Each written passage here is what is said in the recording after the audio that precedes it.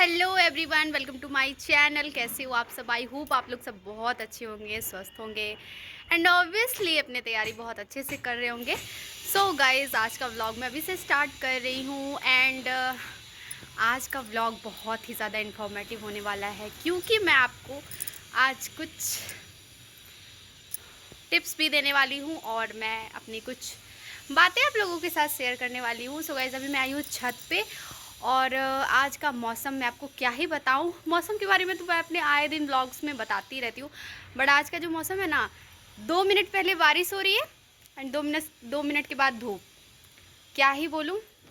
खैर, मौसम कैसा भी हो, दिल में दर्द हो, कुछ भी प्रॉब्लम्स हो, लाइफ अच्छी नहीं चल रही हो, कुछ भी हो, बट एक चीज़ है जो हमेशा करना है और वो है पढ़ाई। पढ़ाई आपको करते रहना है, क्योंकि आप लोगों को पता है कि ये चीज़ कितनी ज़्यादा ज़रूरी है।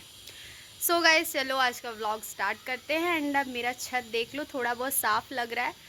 और सच्ची बोलूँ ना गाइस, तो मैं ना घर पे भी ज़्यादा मतलब घर की साफ़ सफाई एंड ऑल पे बहुत ज़्यादा ध्यान नहीं दे पा रही हूँ, क्योंकि आप लोगों को पता है अभी मेरा फोकस सबसे पहले क्या है। तो इसीलिए अभी मैं उतना ज़्यादा साफ़ सफाई नहीं रख पा रही हूँ। ऐसे आप लोगों को पता है, मैं पहले बहुत ही ज़्यादा नीट एंड क्लीन, हर चीज़ साफ़ सफाई से होना चाहिए एकदम।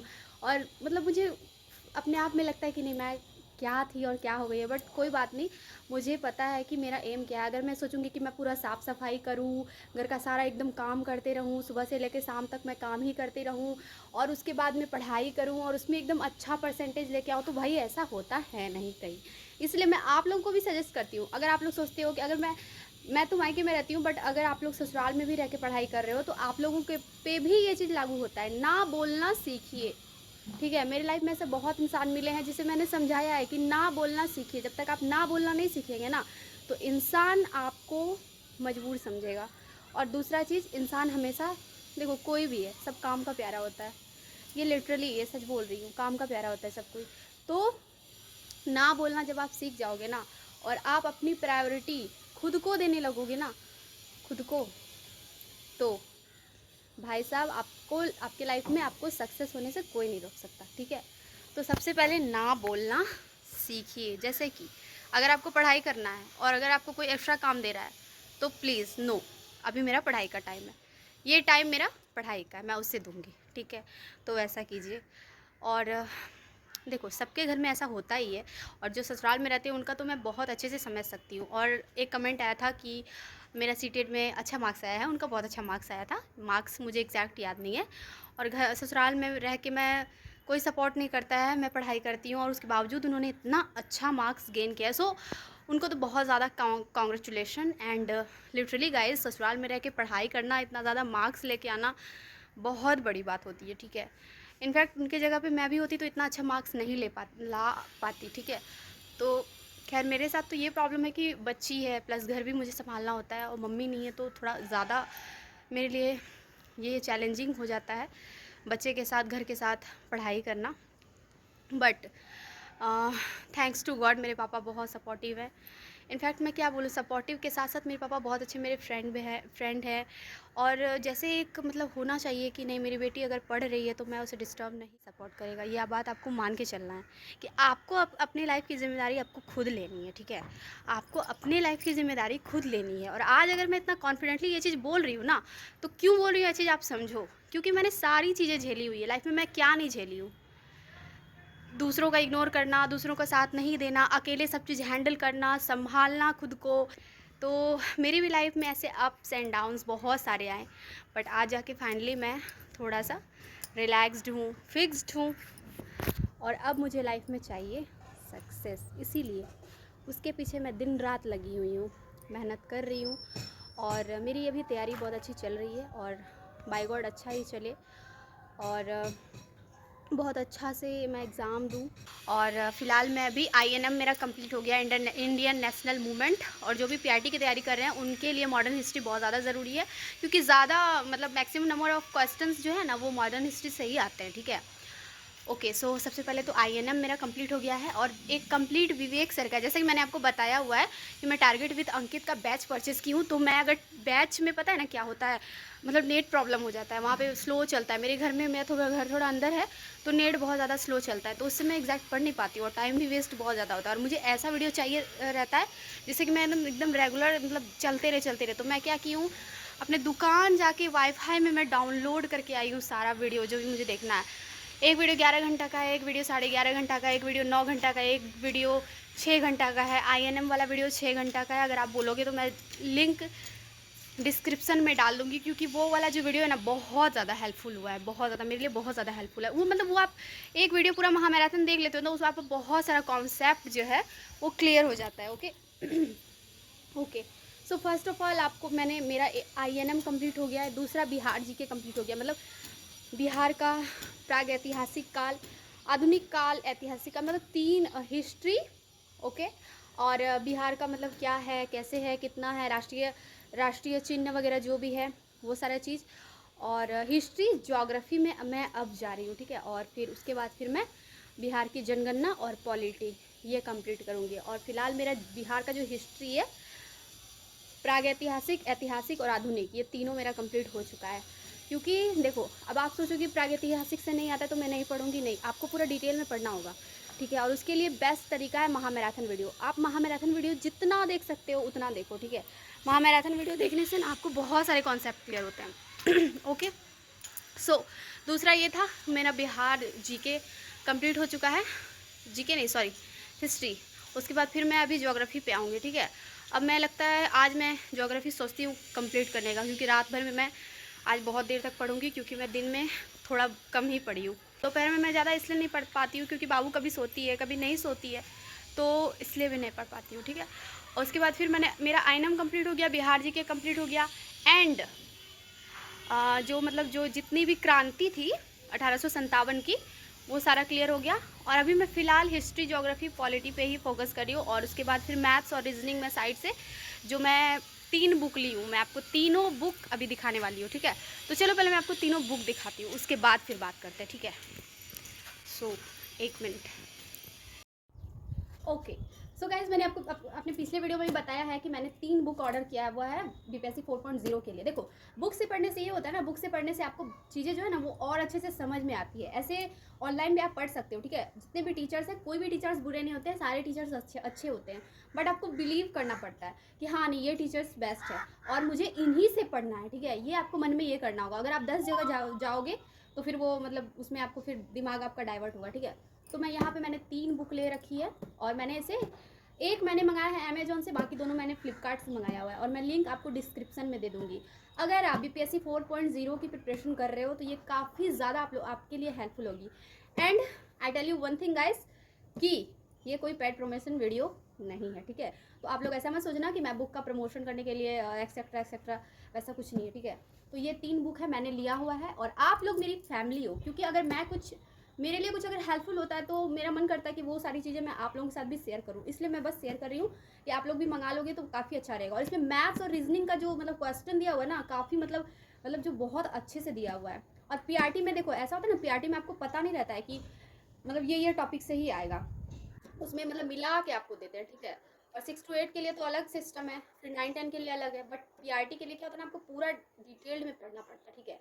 ओके तो सबसे पहले मैं अपने फेवरेट बुक के बारे में आपको बताने वाली हूँ। ऐसे तो मेरी तीनों फेवरेट हो चुकी है, क्योंकि बहुत अच्छे से मतलब मैं अभी पूरा तो नहीं पढ़ी हूँ, बट हाँ हेल्पफुल तो है तीनों बुक। ओके सो ये पहला बुक है, ठीक है।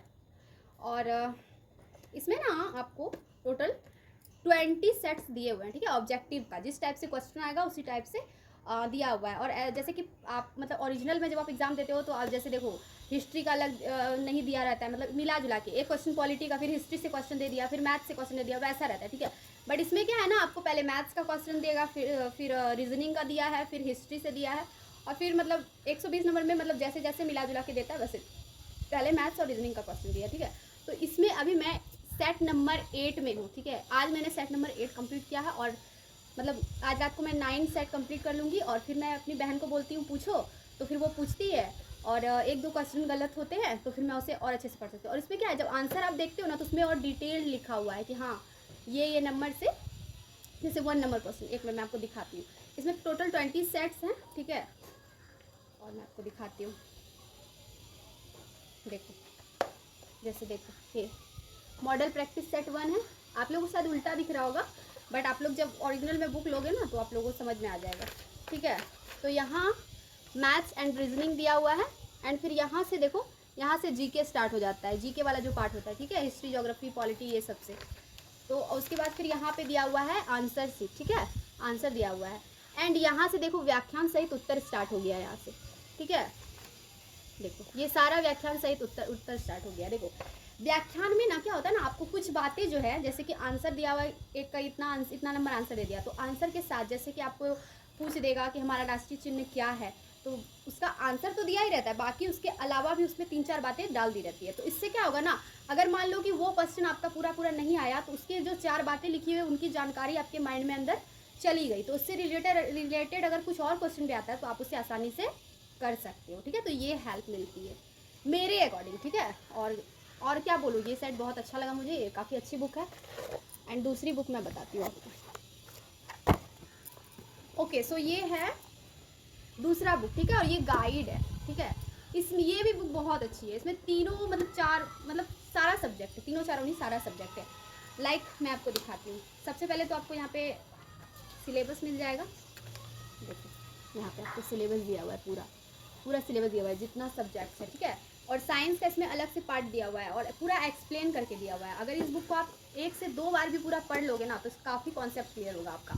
लाइक ये वाला बुक और भी ज़्यादा हेल्प करेगा किसको, जिसकी बहुत ज़्यादा दिन से पढ़ाई नहीं रुकी है और 10th 12th किए हुए बहुत ज़्यादा दिन हो गया, क्योंकि आप लोगों को पता है कि बीपीएससी जो है ना फैक्ट्स पूछता है, बीपीएससी जो है वो फैक्ट्स पूछता है, और जो आपका बेसिक होता है ना 1 से लेकर 12th तक, वही बेसिक से फैक्ट्स पूछता है। तो ये वाला जो है ना, जो भूल गए हैं बहुत सारी चीज़ें साइंस में, जैसे कि बहुत सारी चीज़ें हैं जो हम लोग भूल गए, और हिस्ट्री ज्योग्राफी ये सब में भी बहुत सारी चीज़ें जो हम लोग भूल गए हैं, तो ये जो है ना वो याद दिलाने में बहुत हेल्प करता है, ठीक है।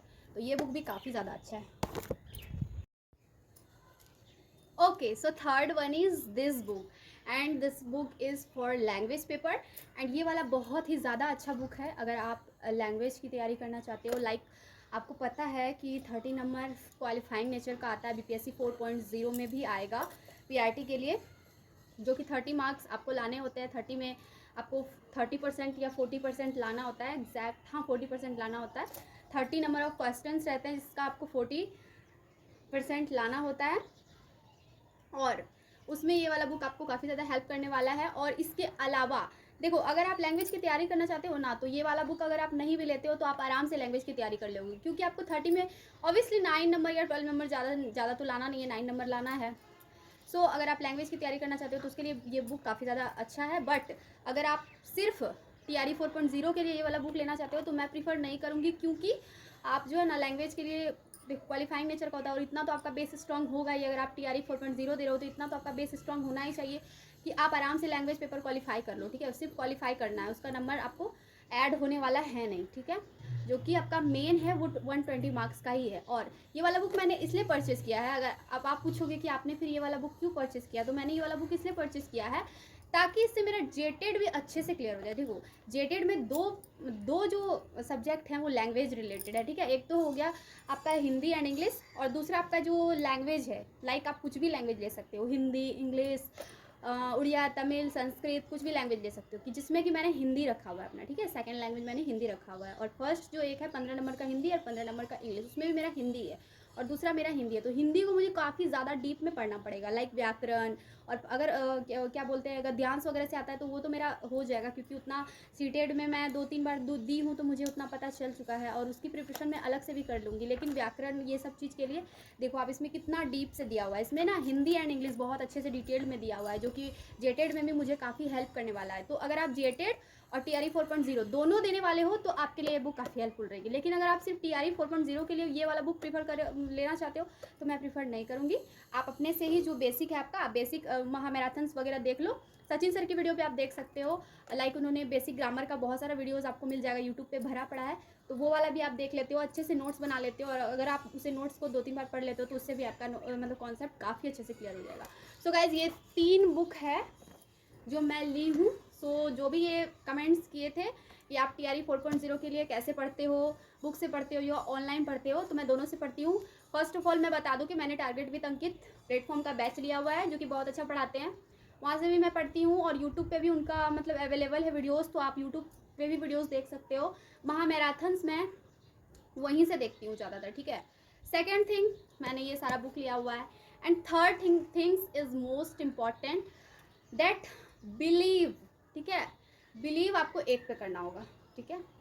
बस ये 3 चीज़ अगर आप कर लो, और रिवीजन टाइम टू टाइम करते रहो। जो आप नोट्स बनाते हो उसका रिवीजन करो, महामैराथन देखते हो वो भी देखते रहो।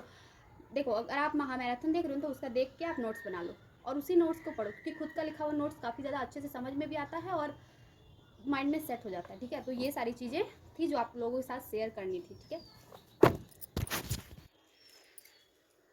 Okay guys, so I hope आप लोगों को मतलब मैंने जो ये बुक सजेस्ट किया आप लोगों को अच्छा लगा होगा।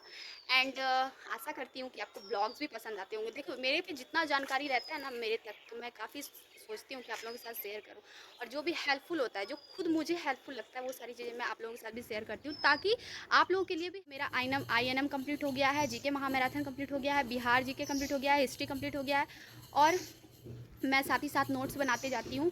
और अगर आप लोगों को नोट्स भी चाहिए होगा तो मैं कोशिश करूँगी नोट्स अपलोड करने का। ऐसे कम्युनिटी पे उतना ज़्यादा बड़ा नोट्स मतलब अपलोड करना पॉसिबल नहीं हो पाता है, बट एज़ पॉसिबल जितना होगा मैं शेयर करने की कोशिश करूँगी। और दूसरा चीज़ ये है कि मैथ्स और रीजनिंग पे भी आपको बहुत अच्छे से फोकस करना होगा। दैट्स इट, बस इतना ही है आज के ब्लॉग में। और आशा करती हूँ कि आपको जो मैंने जानकारी दी वो काफ़ी ज़्यादा अच्छा लगा होगा और हेल्पफुल होगा आप लोगों के लिए।